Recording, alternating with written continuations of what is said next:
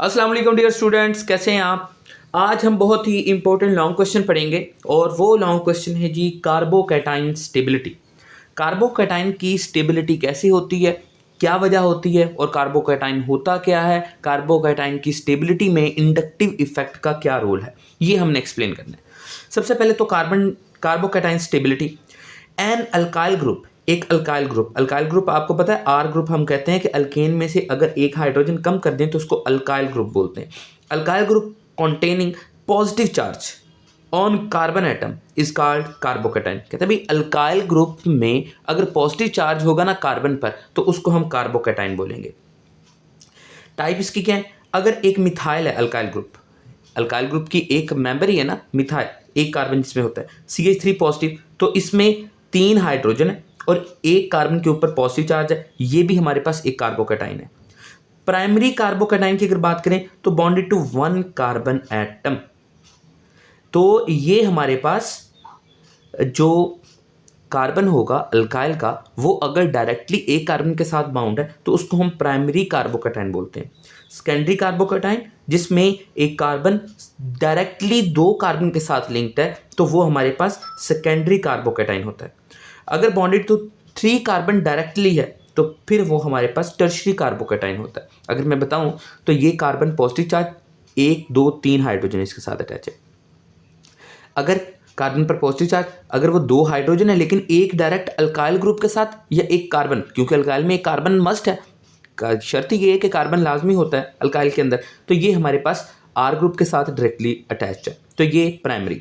उसके बाद अगर ये कार्बोकैटाइन जिस पर पॉजिटिव चार्ज है ये हमारे पास डायरेक्टली 2 कार्बन के साथ 2 आर ग्रुप के साथ अटैच है तो ये सेकेंडरी। उसके बाद अगर कार्बोकैटाइन जिसमें 1 2 3 कार्बन के साथ डायरेक्टली अटैच है तो वो हमारे पास टर्शियरी होता है। और इसमें स्टेबिलिटी की अगर बात करें तो सबसे ज़्यादा स्टेबल टर्शियरी कार्बोकैटाइन होता है, उससे कम सेकेंडरी, उससे कम प्राइमरी और सबसे कम मिथाइल वाला जो कार्बोकैटाइन है। Stability order is determined bye inductive effect. Inductive effect के जरिए हम ये स्टेबिलिटी को एक्सप्लेन करेंगे कि ये स्टेबल क्यों होता है टर्शियरी वाला सबसे ज़्यादा, यानी tertiary carbocation is more stable. तो ये स्टेबल क्यों होता है, ये इंडक्टिव इफेक्ट की वजह से होता है। अब इंडक्टिव इफेक्ट को थोड़ा सा देख लेते हैं। The polarisation of sigma bond due to electron withdrawing और electron donating effect referred as inductive effect. Polarisation, charge को इंड्यूस करना, पोलराइज करना सिग्मा बॉन्ड को ड्यू टू इलेक्ट्रॉन विदड्रॉइंग या इलेक्ट्रॉन डोनेटिंग। इलेक्ट्रॉन विदड्रॉ करना यानी इलेक्ट्रॉन खींचना उस कंपाउंड से, और इलेक्ट्रॉन डोनेट करना यानी इलेक्ट्रॉन थ्रो करवाना उस कंपाउंड के साथ। अब इसको थोड़ा सा आगे जाकर एक्सप्लेन करते हैं। पॉजिटिव आई इफेक्ट, ये इलेक्ट्रॉन डोनेटिंग इफेक्ट होता है या इलेक्ट्रॉन डोनेटिंग ग्रुप होते हैं जो कि पॉजिटिव इंडक्टिव इफेक्ट इंड्यूस करते हैं। इलेक्ट्रॉन विदड्रॉइंग ये नेगेटिव इंडक्टिव इफेक्ट होता है, यानी इलेक्ट्रॉन को डोनेट करेंगे तो पॉजिटिव इंडक्टिव इफेक्ट, अगर इलेक्ट्रॉन को विदड्रॉ करेंगे तो नेगेटिव इंडक्टिव इफेक्ट। अब ये हमारे पास वो ग्रुप हैं, ये वाले वो ग्रुप हैं जो कि पॉजिटिव इंडक्टिव इफेक्ट जनरेट करते हैं, और वो कौन से, CH3 मिथाइल या कोई भी अल्काइल ग्रुप, कोई भी अल्काऑक्सी ग्रुप। ये अल्काऑक्सी ग्रुप होता है बेटा, अल्काइल के साथ ऑक्सीजन और उसके ऊपर नेगेटिव चार्ज, अल्काऑक्सी ग्रुप। उसके बाद हाइड्रोक्सिल ग्रुप, ये सारे क्या हैं जी, पॉजिटिव इंडक्टिव इफेक्ट वाले या इलेक्ट्रॉन डोनेटिंग इफेक्ट वाले। उसके बाद CHO, ये हमारे पास एल्डिहाइड ग्रुप है, कार्बोक्सिलिक ग्रुप है। उसके बाद NO2 पॉजिटिव है, ये हमारे पास वो ग्रुप हैं जो कि नेगेटिव इंडक्टिव इफेक्ट शो करेंगे, यानी कि इलेक्ट्रॉन को विदड्रॉ करेंगे।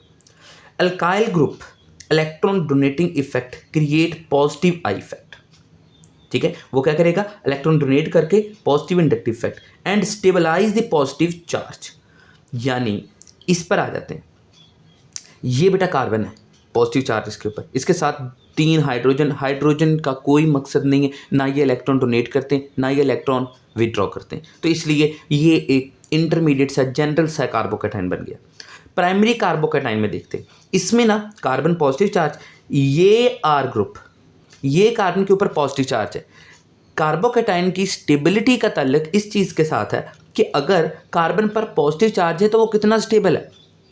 अब कार्बन के ऊपर पॉजिटिव चार्ज को स्टेबल कैसे रखना है, ये इलेक्ट्रॉन डोनेटिंग ग्रुप ये R ग्रुप इलेक्ट्रॉन को डोनेट करेंगे इस कार्बन के ऊपर और कार्बन के पॉजिटिव चार्ज को स्टेबलाइज करेंगे, कार्बन के पॉजिटिव चार्ज को थोड़ा सा कम करने की कोशिश करेंगे। अगर ये एक अल्काइल ग्रुप होगा तो थोड़ी सी कम कोशिश करेगा, अगर ये 1-2 ग्रुप है तो थोड़ी सी ज़्यादा कोशिश कर देंगे, थोड़ा सा ज़्यादा पॉजिटिव चार्ज को कम कर देंगे। उसके बाद अगर ये 3 ग्रुप लगे हुए हैं तो ये ज़्यादा इलेक्ट्रॉन को डोनेट करेंगे इस तरफ, इस तरफ, इस तरफ।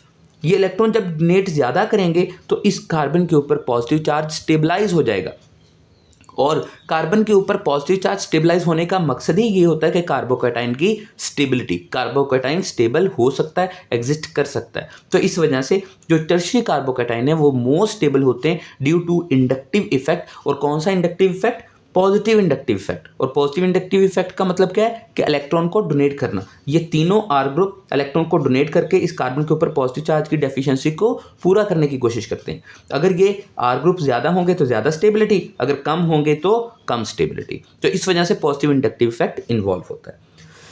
उसके बाद ये एक रिलेशन लिखा है, number of R group, number of R group यानी अल्काइल ग्रुप ज़्यादा होंगे, स्टेबिलिटी ऑफ कार्बोकैटायन ज़्यादा होगी। तो ये हमारे पास क्या था, ये कार्बोकैटायन की स्टेबिलिटी को थोड़ा सा।